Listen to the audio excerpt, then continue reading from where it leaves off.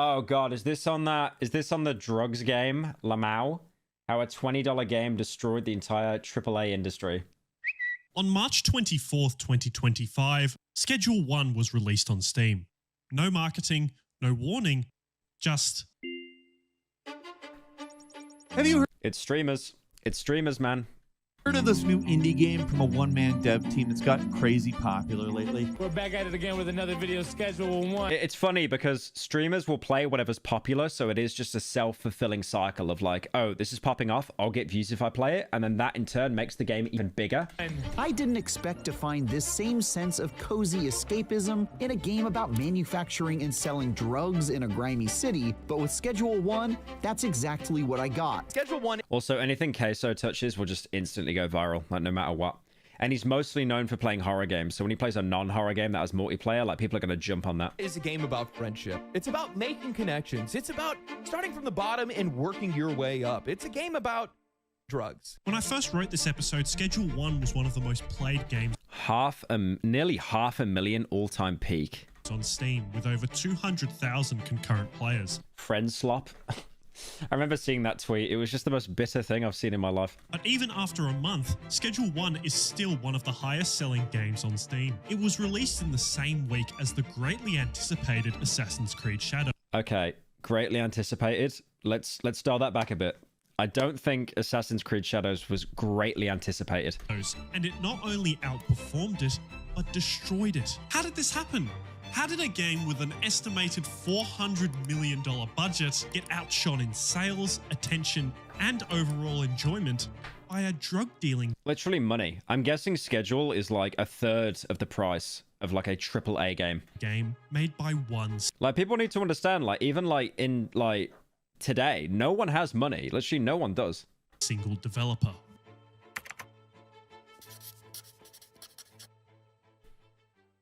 Thank you, Expendable, for joining. Schedule 1 is essentially a drug dealing simulator. Set in the fictional town of Highland Point, its core gameplay loop contains growing, packaging, and selling drugs for a profit. As you increase your output, you grow your customer base to the point where the entire town is addicted to your products. You also start from selling cannabis to moving on to more hardcore drugs in order to make a larger profit. And your main goal in the entire game is to become the kingpin of Highland Point, having everyone and everything in your control. These games are just so good for dopamine as well, because it is just like this constant progression, like moving up the ladder. It's like, oh, I get to... It's like why Cookie Clicker is like one of the most successful games ever, because it really is just like climbing that ladder, like getting more progression, unlocking a new item that lets you produce. Like all you're really doing is buying things to make more money and speeding up the process to buy the next thing.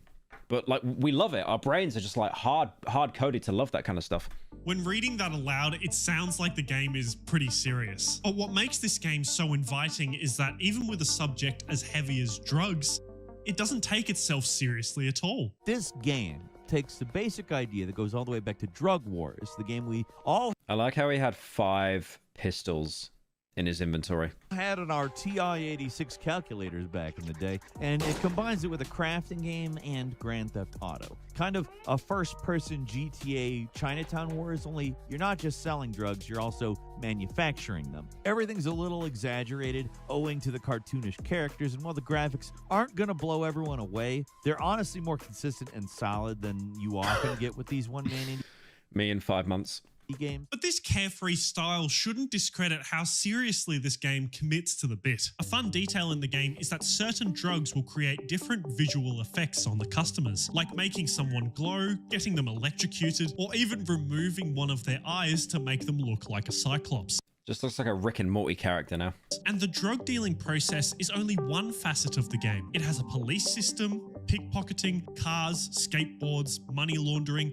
It has the full package. Even repetitive tasks like harvesting reefer and packaging it into little jars for distribution are oddly enjoyable. Watering crops, mixing ingredients, and breaking a freshly baked tray of crystal all feel really satisfying. And Skyrim with guns? Yeah, it definitely is. Lulled me into a contented, meditative state that almost made me forget I was committing numerous felonies. And when you combine a fun and addictive gameplay loop, pun intended, and mix it with incredible attention to detail in everything that surrounds it, the game is bound to gain some attention. But it's more than that. Beyond the pure fun that Thank you, Weenie. Can you look into Tibbs? He's a horror cow. What does that mean? this game brings, the most impressive aspect about this game has nothing to do with the game itself, but the making of it. Because the entirety of this game was made by one single developer. Of course he was Australian. Of course he was. It's made by one guy, beating teams of 1,000 developers, tens of thousands. I mean, we've said this before. This is like a tale as old as time. It's like when Battlefield was being beaten out by like BattleBit. Was it BattleBit Reloaded or something? It just looked like Roblox mixed with Battlefield, and that was like beating out the player count for a really long period of time because that game was fun.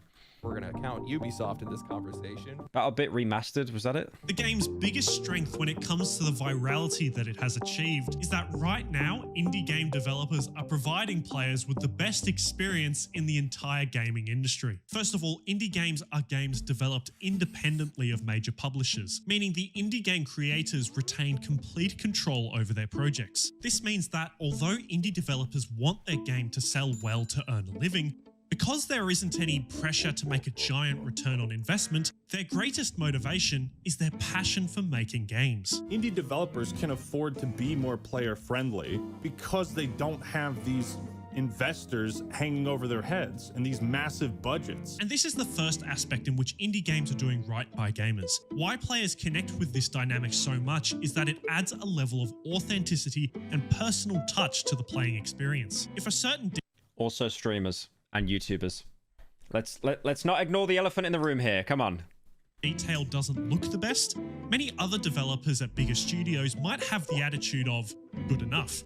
But an indie developer who is passionate about what they're creating, they have the attitude of it needs to be better. And when a game is made from pure passion and has that attitude towards the game they make, players can always feel it through the game's quality. Indie games also often rely on limited resources, but make up for it with bold ideas, innovative. Are you guys in the chat making fun of how I talk?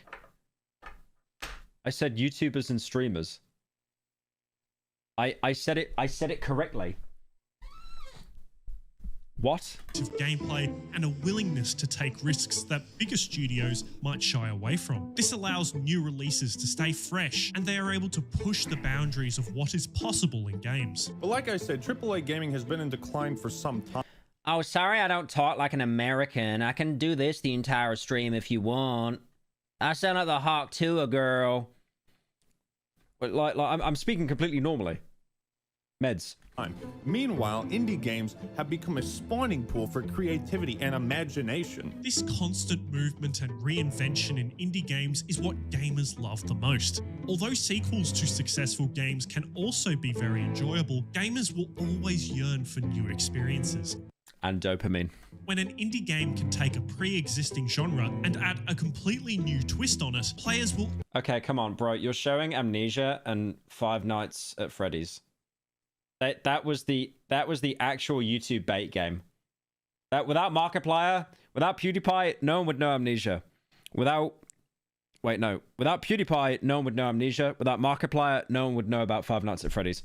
Instantly be drawn to it. And on top of this personal, ever-evolving touch, indie games are just cheaper than their big budget competitors. In recent years, Thank you, Weenie, for the 5 tips. Is live with his doll wife. What? The average price of AAA games has skyrocketed, whereas indie game prices have relatively remained the same. And in the middle of a cost of living crisis, no gamer wants to be spending more than $100 on a single game. So when an indie game is more personal, more innovative, and is 80% cheaper than other games in their space, then it's no wonder why indie games are filling up players' Steam libraries. Okay, although the case for their success is strong, by no means... It's also because they're just not physically demanding. Like, you know, you can have a potato PC. So it was CS is like one of the most played games ever. Are they perfect? I mean, what makes Schedule 1 such a surprise is that it is so well made right off the bat. Indie developers are aware of how difficult it is to make an enjoyable game. So instead Real gamers are pirating. of banking their success on a first release, A common practice is to first release the game in early access. And why is a roguelite indie game about escaping hell over and over sound simple, but play just so perfectly? It's not because these indie developers are the most talented or have oodles of Was that Notch? They just showed Notch for a second there. cash on hand. It's because they did one thing and one thing only. They followed the fun. That game about escaping hell over and over is the breakout phenomenon Hades. And I can't think of a game or a game studio more focused than them on following the fun. Why there's so many Australian YouTubers? Because it's a big fucking island. It's fucking enormous. You seen how big Australia is? It's its own continent, bro. It's called Oceania. Why? Because Supergiant Games spent 2 years with Hades in early access, making sure every detail of the game was what the community wanted. Hades creative director Greg Kasavin said this about its 2-year early access. With Hades, we identified that we wanted to make an early access game first and foremost, to see what we could build in partnership with our community. Although Schedule 1 feels so complete, their first release in March was also early access. This gives developers a period to gain feedback from their audience. From that feedback, they can then fix bugs, add some features, and pretty much do anything that is required to improve the player experience. When a developer is making It's crazy how much people hated early access, and now it's just like the only way for indie games to survive. It's like you basically have to be early access now to even get a foothold. every decision with the mindset of, can I make it better for the player? The result will always be the best game possible. And that kind of bookends the biggest reason why indie games are winning. When did we start deciding that just showing other people's videos counts as meaningful content? I don't know. You should take it up with Hassan and Asmongold. Right now, all these decisions that go into the game's development and release are all made to serve one party, the most important party, the player. Us gamers really only want one thing: to play a fun game, alone or with our buddies. And indie studios really understand this concept because they're gamers too. Indie studios these days are reminiscent of Tomohiro or the original Bungie team. Solo or small team developers who are focused on building something they or their community actually want to play. The game design, the mechanics, the lore, even the price point of all indie games share the common... I mean, co-op games and multiplayer games have like infinitely more replayability than a single player game. Unless it's like a roguelite or something. Goal of making the player experience better. That is why indie games are doing so well in the gaming industry, right? It's kind of funny how React YouTubers used to be the biggest evil on the platform. Oh no, it'll come back. It's a flat circle. So every year for about a month, one streamer will react to something that's like bad, or they go really viral and everyone will hate on them, and then everyone will hate React YouTubers, and then it kind of simmers down and the cycle just repeats itself. Right. Like it is actually a never-ending cycle. Now, but that's not the full story. To be fair, indie games have always had this approach, so that's not the main reason why they are blowing up right now. This explosion of indie success is less to do with the indies themselves, but more their big budget competitors. AAA games. A AAA game simply refers to games that cost the most to develop and market. Do you remember when Assassin's Creed said that they were making like the first quadruple A game? Just doesn't make any sense. Thank you, Mike, for the... Mike, why did you give me $200 and just say holy yap? Okay. Thank you for the $200, Mike. I really appreciate that. Thank you, man. You definitely typed that in wrong. But all $200 to say holy yap is crazy. Likening them to blockbusters. It's just holy yap. It's like I've got people that are actually rich and then they just use it to roast me.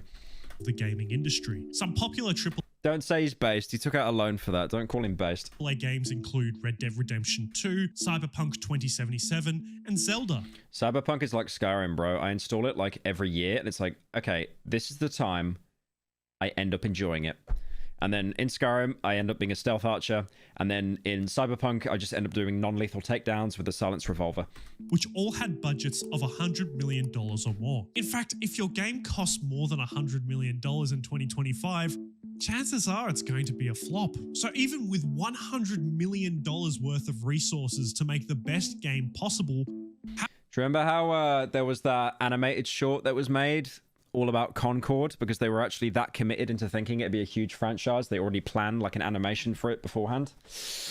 Yikes. How can AAA games continue to underperform? Firstly, a common approach taken by AAA studios is the open world design. Since the open world mechanic first gained popularity, every AAA What's Concord? Just keep it that way. Just keep it that way. studio has attempted their own open world game to get in on the action. And for a time, this was successful. But with each new release, open worlds needed to improve on the previous. AAA studios interpreted improvement as being bigger. So with each new release, the virtual world the player inhabits got bigger and bigger and bigger, to a point where now open worlds are bigger than ever. Yeah, Elden Ring was actually enormous. Oh, I want to replay Elden Ring now.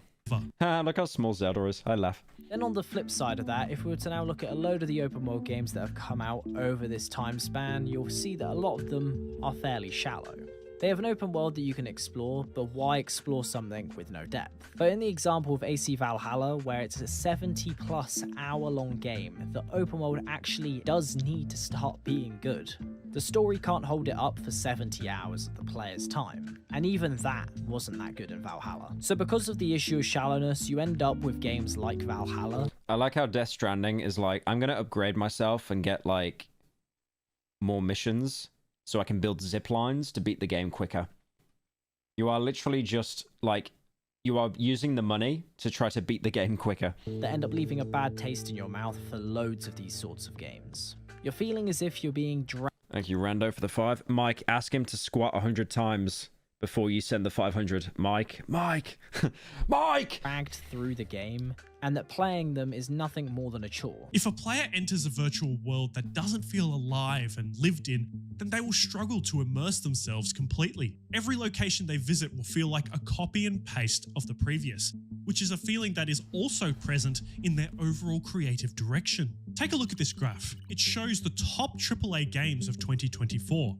Now, you might notice a pattern. Of these top AAA games, many of them are either sequels or additions to pre-existing IPs. How was so much football, man? I will never get football games. How do you find that interesting? Just go kick a ball, man. Franchises like Madden, Call of Duty, and NBA 2K are all notorious for releasing a new game every year that is just a carbon copy of the previous. Gamers are tired of A new game every year that Wait, those are different games? is just a Those are actually different games. The one on the right, there's no way. Like, I'm not expecting a huge overhaul, but that you could just say that is the same game. The left one is 24, the right one's 25. Oh my god. Who plays that stuff, man? Come on. You pay $60 for that. carbon copy of the previous. Gamers are tired of playing the same thing. We are tired of the formulaic nature of Ubisoft and most other AAA games. Releasing the game every year but with a slightly noticeable difference is not conducive to a rewarding player experience. And it's important that I mention that this does work financially. In fact, the financial side of AAA games is exactly why they continue to reuse the copy and paste model. Because AAA studios' idea of a successful game is completely different to that of indie games. Why force your devs to work on the 100th Assassin's Creed when they want to work on something new and exciting? The answer? Stability and money. This may be obvious to everyone, but milking an IP over and over again is the easiest way to make money as an entertainment company. With each game released being more expensive than the last, it's important that AAA games take every opportunity. There's no way they've got microtransactions. It's a single player game. What? More expensive than the last. It's important that AAA games Actually murder me. Why? It's a single player game. Does it have co-op in it? I mean, no, actually, you know what? Even then, it doesn't matter. take every opportunity to make the most money possible. I like how game companies have found this. Important that AAA games take every. They found this really sneaky thing now, where it's like, have you noticed how the Ultimate Editions and stuff, you're getting less? Because originally you'd get like a unique skin, some kind of stuff, but now it's always, look at this, you get 5 skill points. So it's like, oh, you've already put 2 hours into the game. And then here, my camera's blocking it a bit, play 3 days early. Like, I will always call this every time without fail the streamer tax. It is the streamer tax. Streamers want to be on it first to get the views. I've always seen playing a game early and having to pay for it as the streamer tax. You should never, unless you're a streamer, you should never pay that money. I mean, no one should, to be fair, in the first place. It should just be the same release for everyone. opportunity to make the most money possible to provide a profit for the studio's investors. So this means I would do it for GTA 6. Oh yeah, no, I'm sure Take-Two are aware. Take-Two will unironically make hundreds of millions if they just released. If you got the game 24 hours early and paid $100 for it, yep, they would make.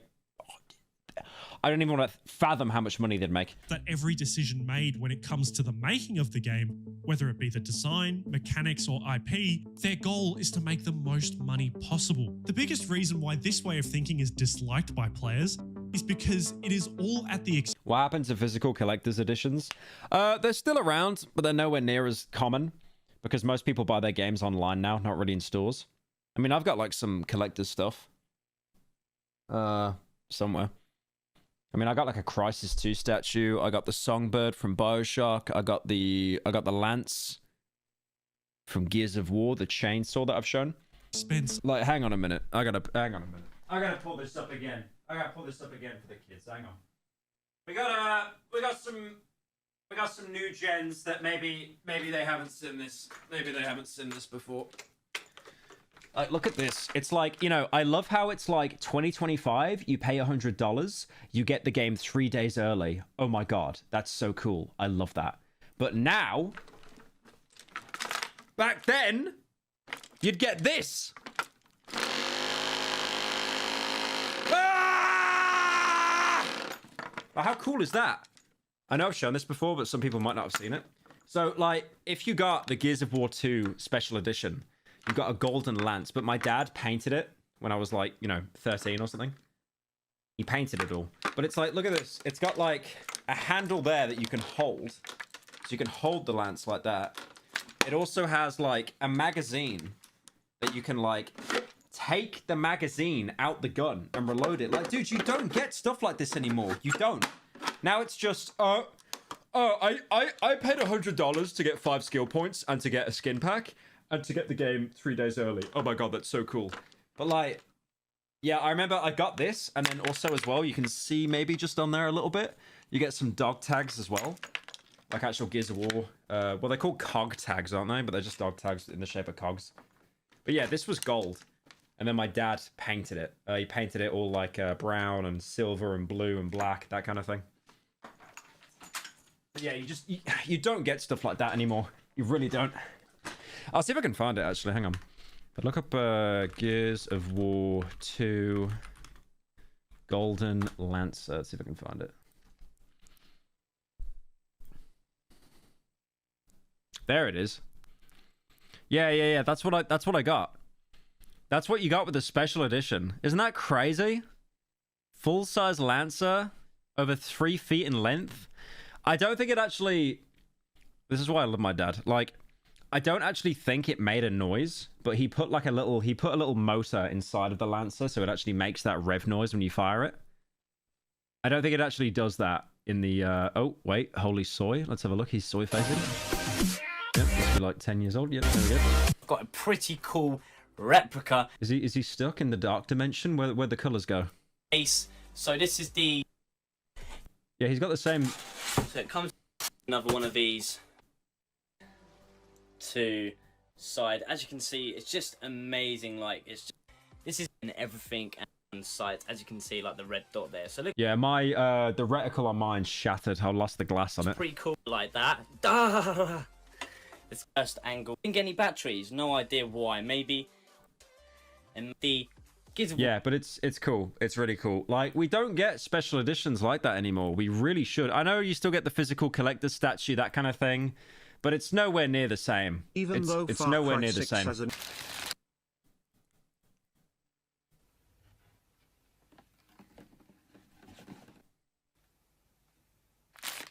Oh, that looks pretty cool, actually.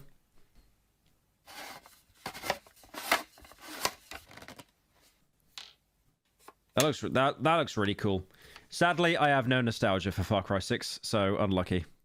Of the player experience. When the world is bigger and blander than ever, that isn't always good for the player. When the content of a new game is almost identical to the previous, that isn't always best for the player. And when a player purchases a game for $100 and then is asked to pay another $30 to access everything the game has, that isn't always best for the player. The biggest reason for the AAA AAA Studios' underperformance in recent years is not necessarily to do with the IP, game design, or cost. It is that what the player perceives as important in a game and what AAA studios perceive as important are not aligned. Players want the best game possible, whereas AAA studios want the best return possible. I mean, I think they do both want return, but obviously, yeah, it's so much more money orientated with AAA. Question now following $60 for a sports game, by the way. Yep. Schedule 1 stardom is if it will cause any change within the gaming industry. Well, for AAA it's over. They gave it an 8. If it was Zelda or COD, they would have gave it a 10. Studios to change their approach in any regard, the change has to create a monetary gain that they aren't currently capitalizing on. That has been a big reason for why they have been so stagnant in this period. God, that Silent Hill short message was just actual garbage, though. I get it, it was free to play, but holy. Of dissatisfaction from gamers. Yeah, dude, I feel so sorry for the team that worked on that Star Wars game because I don't think anyone I know played it. Although the perceived quality of each release is decreasing, AAA titles are making more money than ever before. So the only way a change happens is if... I mean, didn't he show Baldur's Gate 3 there? That was actually a good game, though. Yeah, that was actually a good game, so that makes sense. The big studios more money. Thank you, Eskit, for joining. Appreciate it. As for indie games, they will most likely continue to be the beacon for reinvention and creativity. For every bad AAA game released, 10 great indie games are released simultaneously. I mean, why is the Untitled Goose Game the best stealth game I've ever played? Hey! I'll just take this. That is what makes indie games so special. A game like Schedule 1 that challenges industry norms can rise above all the manicured AAA titles and take the top spot on a global scale. I mean, how's Repo looking? Surely it's starting to slump a little bit now. Let's have a look at Repo. No, it's still pretty consistent. Kind of downward a bit, but that's just what happens, isn't it, really? You know, kind of games run their course and stuff. Indie games are... Like, the devs would have made millions off that, though. Easy. And will continue to act as trailblazers. And if indie games continue to surpass their AAA competitors more consistently, then it might force friend slop. Don't even call it Repo, just friend slop. AAA studios to pay attention. If AAA really is to change, then the path they take needs to be laid by indie games that achieve global success. One of the biggest examples of this is Minecraft. It's easy to forget that Minecraft was originally an indie game. Although now under the Microsoft umbrella, Minecraft was originally developed by a small team at Mojang Studios. It was first They're Swedish people, by the way. Swedish. released in 2010 in alpha and early access Oh, Soul! It looks so bad, Soul. period, and it eventually grew more and more. Fan communities for the game grew to the point where they were able to host a convention to celebrate the launch of the full game in late Do you remember when Notch got banned from appearing at, like, Minecon? 2011. And like it is today, this was a once-in-a-blue-moon event where an independent release takes over the online world. Minecraft achieved this by doing the same Could you imagine how many, like, people became famous over that game as well? Like, how many YouTubers and, like, you know, people that were in the Minecraft film? It's just crazy. thing as indie There was a very small guy in that film called Jack Black. No one really knew who he was. games do today. While most AAA games at the time were self-contained win-lose archetypes, Minecraft turned that format on its head. The game had no story, no instructions, just a near infinite open world sandbox and the player's imagination. Becoming the Turn those shaders off, man. That's slop. most successful game of all time, it broke the mold for what players could enjoy in a game. So the key takeaway from Schedule 1's success is that it perfectly illustrates the power that the Oh my god, Phoenix, you've been asking for the past 3 hours for a Bioshock stream. I don't know. Like, I'll probably do it at some point. Like, not this stream, though.